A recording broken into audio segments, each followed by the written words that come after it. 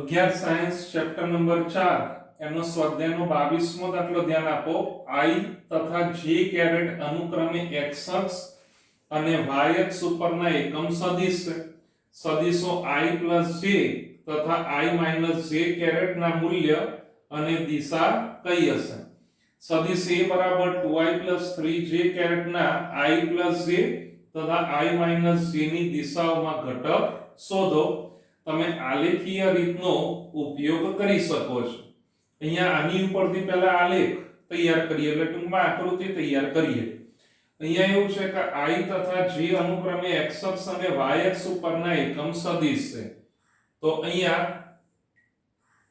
ધ્યાન રાખજો આ x અક્ષ અને y અક્ષ આ એનો ઉગમ બિંદુ તો I કેરેટ એ x અક્ષ ઉપરનો એકમ સદિશ આ તો કહેલું છે ના કહેલું હોય તો પણ I કેરેટ એ x અક્ષની દિશામાંનો એકમ સદિશ હોય એને આપણે I કેરેટ તરીકે ગણીએ જે OA તરીકે લઈએ અને y અક્ષની દિશામાંનો એકમ સદિશ J કેરેટ જેને આપણે OB તરીકે લઈએ એનો પરિણામી સદિશ આપણે તૈયાર કરવો હોય તો સમાંતર બાજુ ચતુષ્કોણની રીત જોઈ લો તો આને OC તરીકે ગણીએ એટલે આ આપણને પરિણામી સદિશ થયો કહેવાય I + J કેરેટ સમજ પડી ટૂંકમાં આ OB એ જ AC તરીકે આપણે કહી શકાય ક્લિયર પછી આગળ અહીંયા -J કેરેટ ની પણ અહીંયા વાત છે તો આને અનુરૂપ અહીંયા આપણી પાસે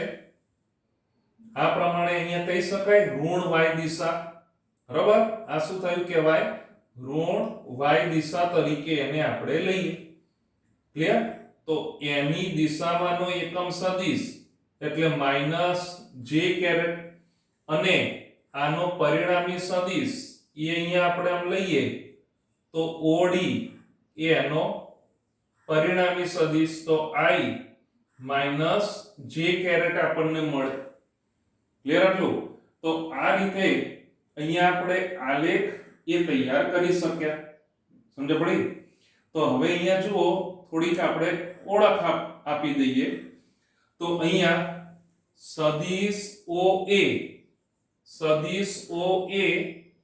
બરાબર I કેરેટ આપણે લઈએ સદિશ OB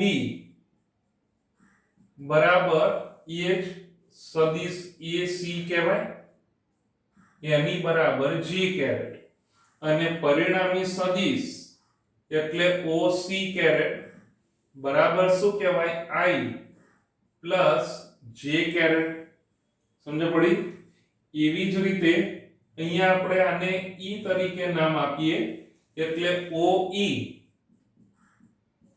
બરાબર શું થયું કહેવાય તો -J કેરેટ અને OD બરાબર મારે કહેવું હોય તો I - J કેરેટ હવે OE એ જ આપણને AD તરીકે મળે ને એટલે આ પણ ધ્યાન આપજો એટલે OE એ જ આપણે AD જરૂર હોય તો લઈ શકાય વાત કોની કરવાની છે સદિશો I + J અને I - J ના મૂલ્ય I + J એટલે પરિણામી સદિશ OC તૈયાર થયું એવું કહેવાય તો આપણે પહેલા એની વાત કરીએ તો અહીંયા OC બરાબર શું થયું કહેવાય OA + AC તો OA સદિશ અને + AC સદિશ સમજ પડી તો OA બરાબર તો I કેરેટ ક્લિયર ને અને + AC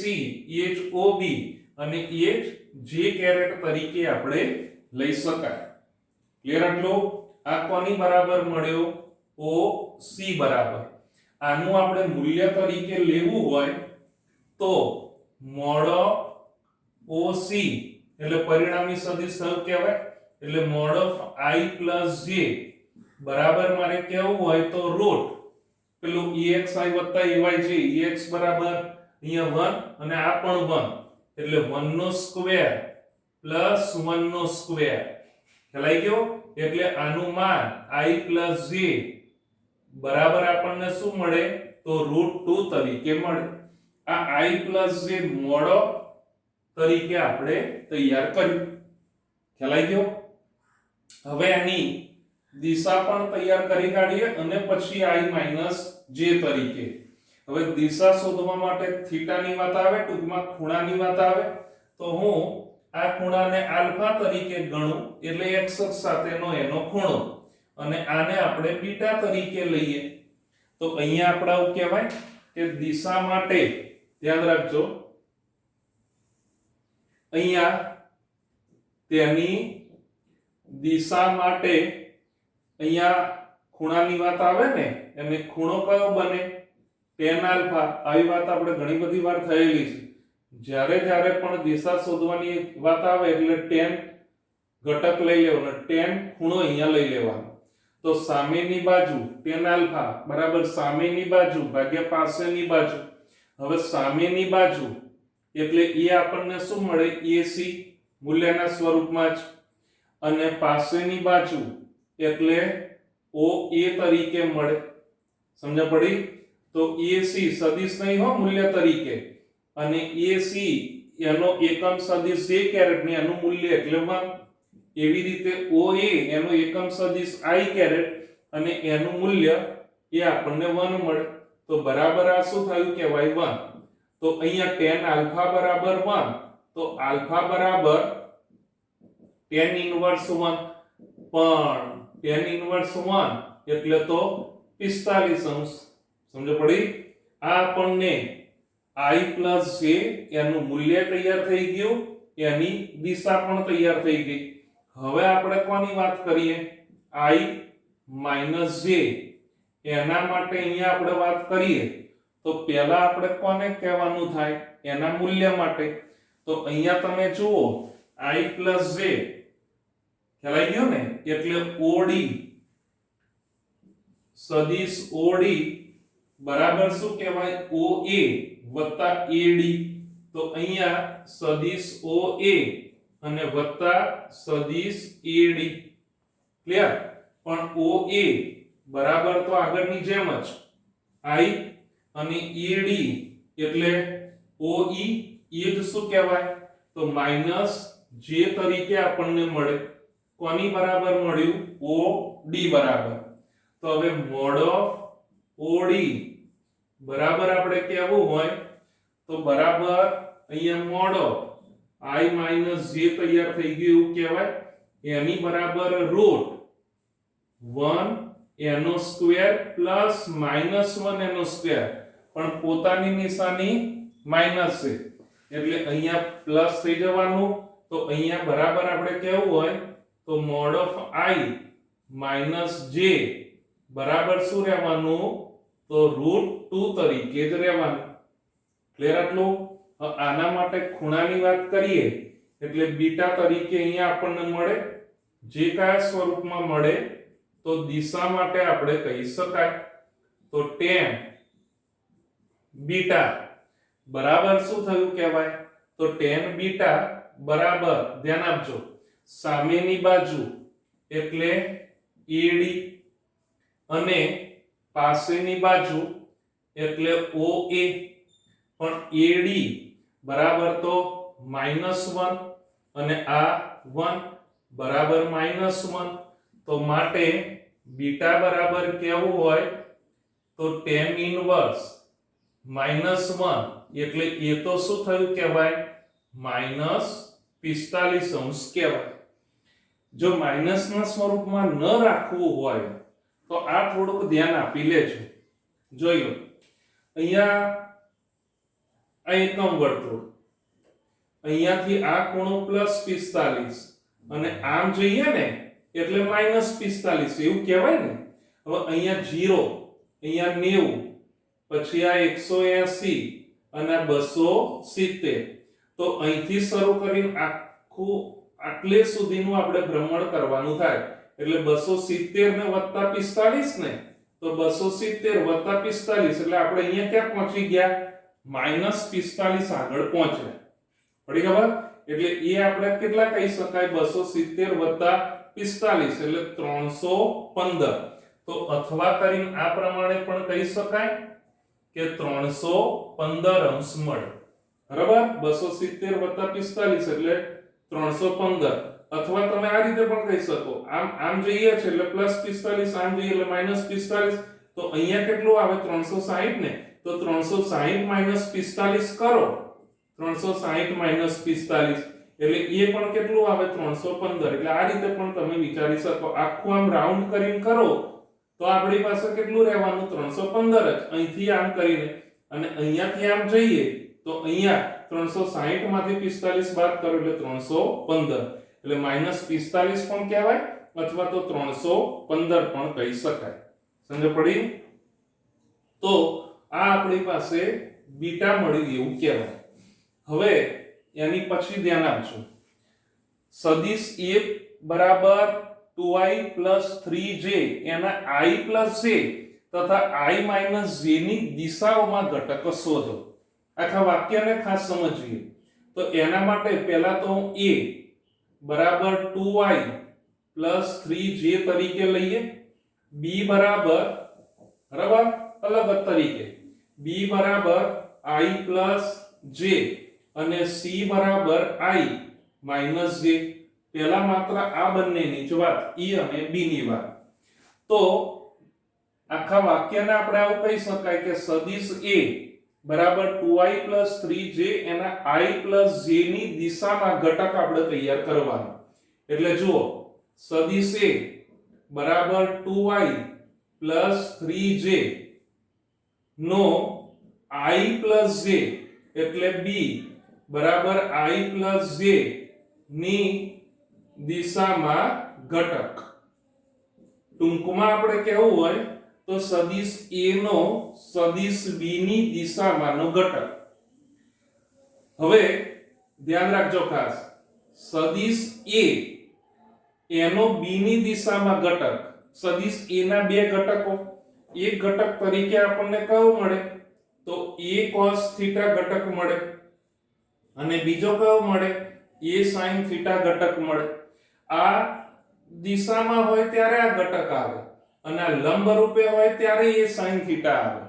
તો અહીંયા a નો સદિશ b ની દિશામાં ઘટક હશે. ઘટક કોનો છે? a નો, એટલે બરાબર અહીંયા શું કહી શકાય a, પણ b ની દિશામાં એટલે cos θ. કદાચ લંબ દિશામાં હોય તો a sin θ આવે. પડી ખબર? એટલે આપણે કોને શોધવાનું? a cos θ ને શોધવાનું. તો હવે આપણી પાસે આ છે ને સદિશ a.b અદિશ ગુણાકાર a.b બરાબર શું? તો ab cos θ. આની આપણે ચર્ચા કરેલી છે. હવે આમાંથી જરૂર કોની? a cos θ ની. તો અહીંયા a cos θ તો બરાબર અહીંયા શું રહેવાનું?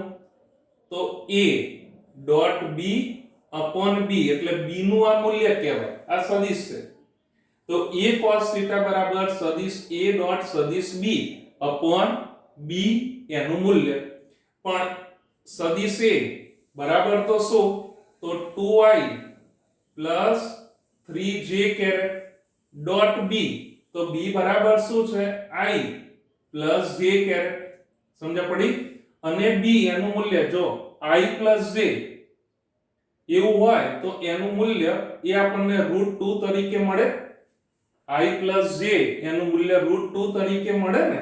અથવા એક સ્ટેપ કરી દઉં તો અહીંયા આપણી પાસે શું રહેવાનું? √1 નો સ્ક્વેર અને પ્લસ 1 નો સ્ક્વેર. i ડોટ i હોય ને, i ડોટ i એટલે 1 આવે. ટૂંકમાં એકના એક જ એકમ સદિશ હોય ને તો 1 આવે. જો આ ધ્યાન રાખજો અને યાદ કરી લેજો. હું દાખલાને અત્યારે ટેમ્પરરી સ્ટોપ કરું છું અને અહીંયા ખાસ સમજી લો. i ડોટ i હોય અથવા j ડોટ j હોય અથવા k ડોટ k હોય. ટૂંકમાં એકના એક જ એકમ સદિશો હોય ને તો એનો અદિશ ગુણાકાર એનો જવાબ 1 આવે. પણ લંબ હોય એટલે દાખલા તરીકે i ડોટ j આ બંને એકબીજાને લંબ, કેમ કે આ x અક્ષની દિશાના y અક્ષની દિશા.